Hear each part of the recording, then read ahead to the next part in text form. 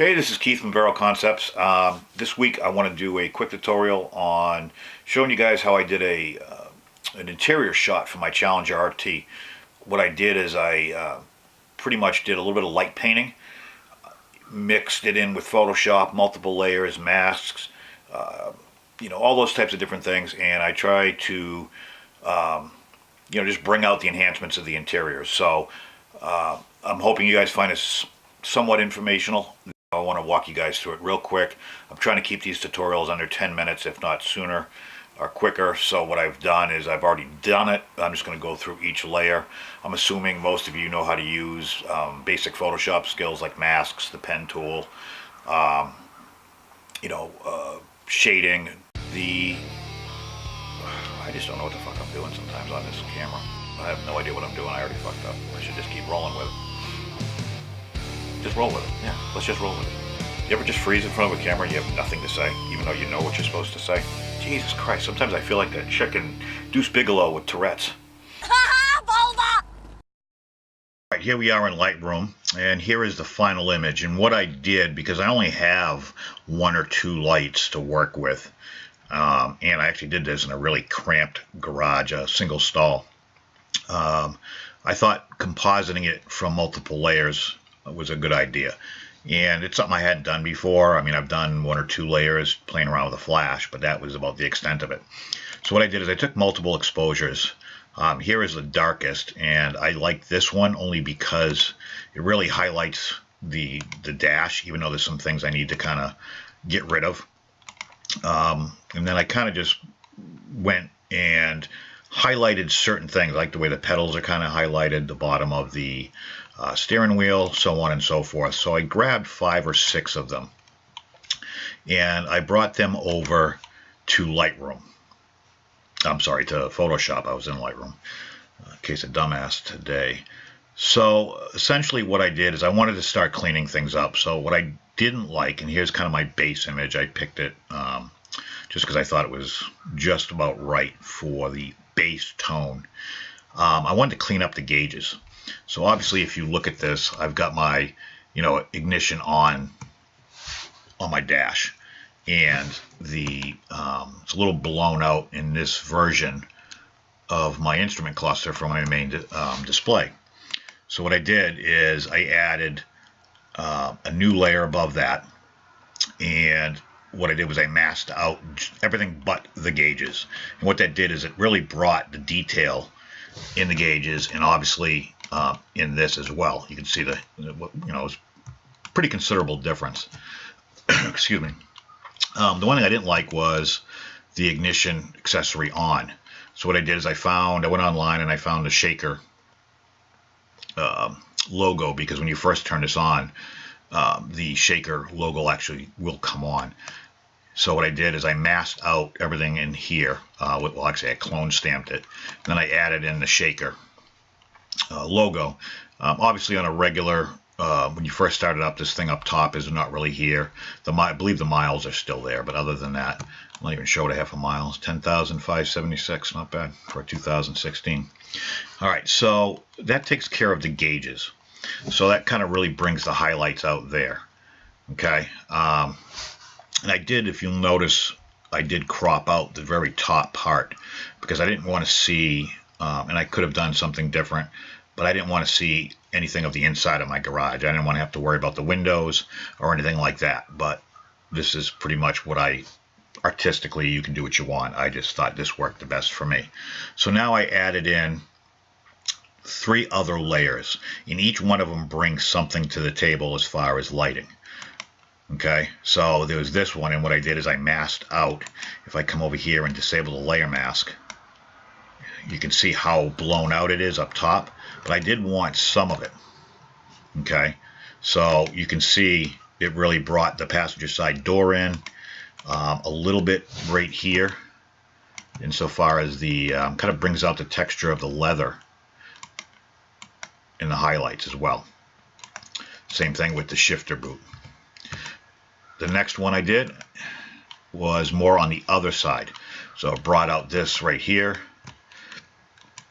Oops, wrong one. There you go. There, so it pretty much highlights this entire side of the interior, which was way too dark, obviously. But now I can see all the knobs and buttons and the vents and the detail and the shininess. I missed some dust there. See, every time you do something, you always go back and you find shit, no matter how many times you look. And then the final one I did really got up top of the steering wheel. This highlight right here inside the console. I just a little bit on the outside edge here and the top of the seat. That was pretty much it. Once I get to this point, I figured, okay, I'm pretty well done. So I made a stamp. I don't know what it is on a Mac. I think it's actually, I have no idea. On a HP or a desktop, it's Shift, Control, Alt, and E, and that'll make a stamp pretty much of where you are right at this particular moment, and it puts it above the last layer or whatever layer you're clicked on. So now I wanted to clean up the dust, and I try to work non-destructively. So what I did is I just created another layer, and that's where I did my work. And I used the spot healing brush. Where is it? Right here. Spot healing brush tool, and I pretty much just went around and cleaned up everything. Let's see if I can find some good examples. I believe there was some over here. Yeah, you can see this is actually a highlight, but then you get some dirt or scratches. I'm not exactly sure. I'm hoping it's not scratches. Just little areas of highlights I wanted to get rid of. I know there was some on if I remember correctly, I think my seats were kind of dirty. But it's very subtle, and a lot of this is just small, subtle changes. So then what I did is I made another stamp, and I added a camera raw filter to it.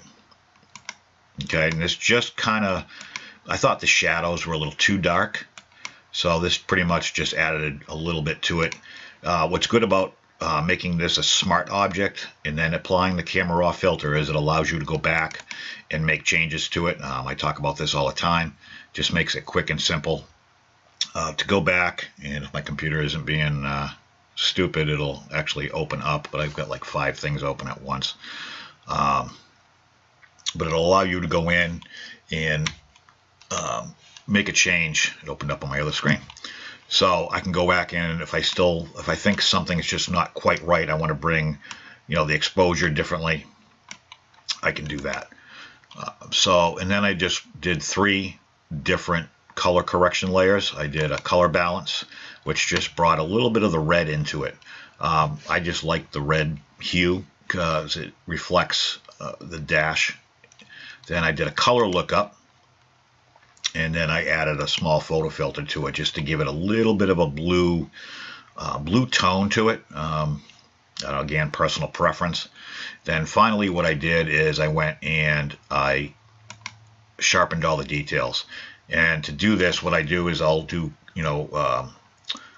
Shift, Control, Alt, E. It creates a stamp. And then pretty much what I'll do is I'll go Filter, Other, High Pass. And then I think I've got it set for 4.5. I don't know if you can see the details, but, depending upon how far you go, you can really make I don't know. It's up to you. I try to keep it around 4 to 5. Obviously, it depends on the size of your image. Once you find the right one, you hit OK. And then essentially all you have to do is I've seen this both ways. You can set the layer the blend mode to overlay. And let's see if we can get the detail here. Overlay. Well, let's see what it looks like. Off. See how it's just a little bit blurry, and then it adds a little bit more detail. Or soft light works as well, and it's not as harsh. So it all depends on what you want to do. To me, they both work fairly equally. I haven't had to make that much of a change. I haven't noticed a time where there may have been one time where I actually thought soft light was just subtle enough. And it's so minute. Again, it's personal preference. And then what happened was when I was done, I went back and I just thought a few things were a little too harsh, and I ended up like right at the bottom of the steering wheel, and then right here, that highlight, I just thought was just too much, and I noticed this like 3 days after I posted it. So I just went in, I made another stamp, and I just used a dodge and burn tool just to kind of take that highlight away. It's not much, but it's subtle. I actually might have gone too much, but anyways, I hope you guys find this semi-useful. I'm going to be doing some tutorials on specific tools, and I want to make them very short and very sweet. Probably unlike this video, I have no idea where I'm at for time. Looks like 9 minutes, 10 minutes, so I went way over what I wanted to do. As usual, I like to talk way too much. So, but yeah, going forward, I'm going to be doing a lot of tutorials specifically on certain tools, because I know a lot of people are getting into automotive photography or die-cast photography, and they're just getting now into Photoshop or even Lightroom and not familiar with the tools, and sometimes you don't want to watch an hour-long video. So I'm going to start doing some, quick 5-minute tutorials on very specific things, very specific tools. That way, I know me personally, when I'm trying to look up something, or I figure out how to do something, or I want to learn something new, or how a certain tool works, there's always like 8,000 videos, and I always pick the one that's like 20 minutes, and I'm not really learning anything till the end. So I'm going to just try to keep it very specific, and hopefully you guys find that useful, and I'll try to keep it pertaining to automotive photography, and automotive, anything automotive related, even the die-cast stuff, which I do a lot of.